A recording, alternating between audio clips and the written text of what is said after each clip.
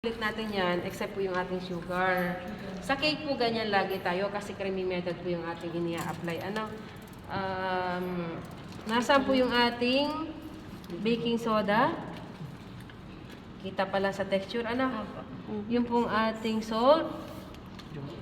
Yung pong ating baking powder. Sa texture pa lang, kitang-kita na po siya, Okay.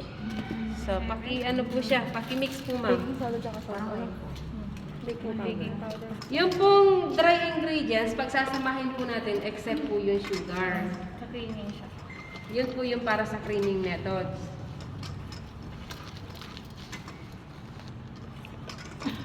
Okay, set aside nyo po yan kapag mas maganda nga po, sinisip ulit po siya.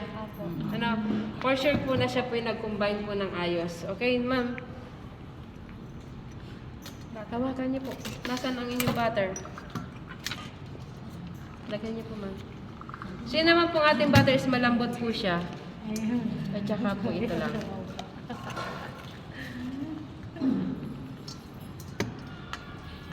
Try niyo po.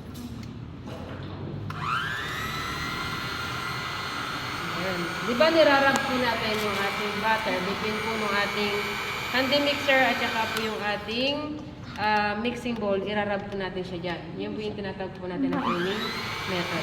Hanggang sa siya po is lumambot.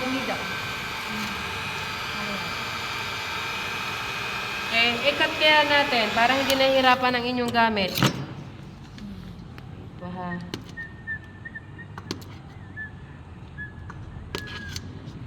Meron naman pong paraan na papaganyan, ikakat po natin. If ever po, kaya mas maganda na po yung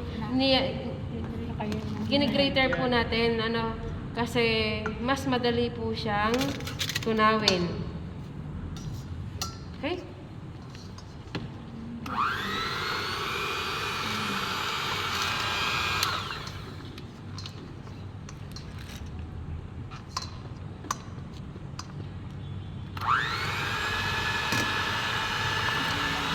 Ito kasama na rin, ma'am.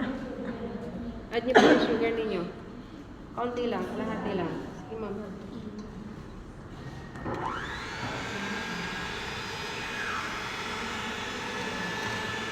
Ibig sabihin ng cream po yung ating butter kasi hindi po naghiwalay yung ating, wala po siyang water,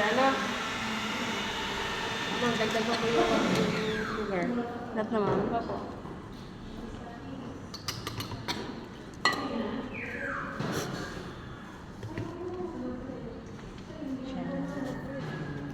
Sunod na.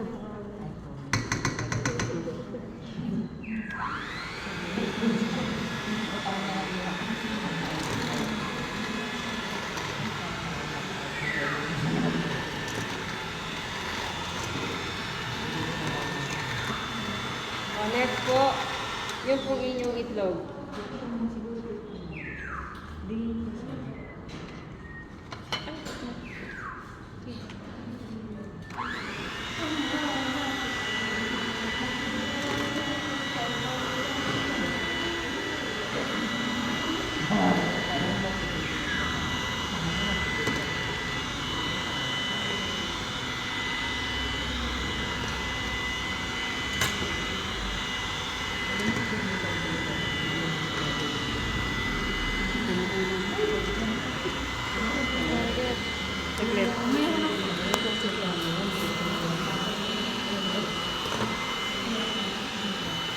Next, lagay niyo po yung inyong vanilla extract, ma'am.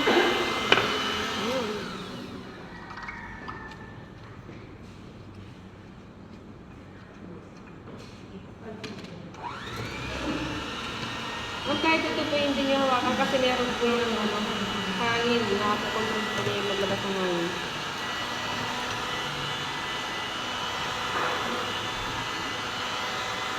Next, yun po yung flour. Kalahati lang po. Okay.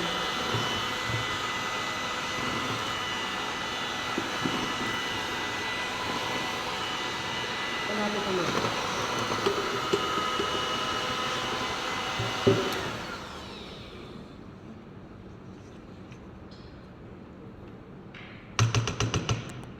High speed mo.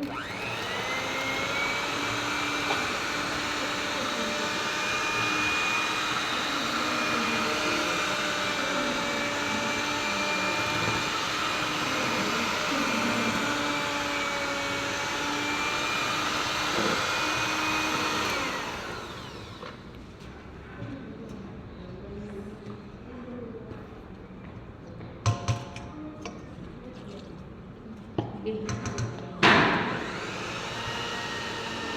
High speed mo, ma'am.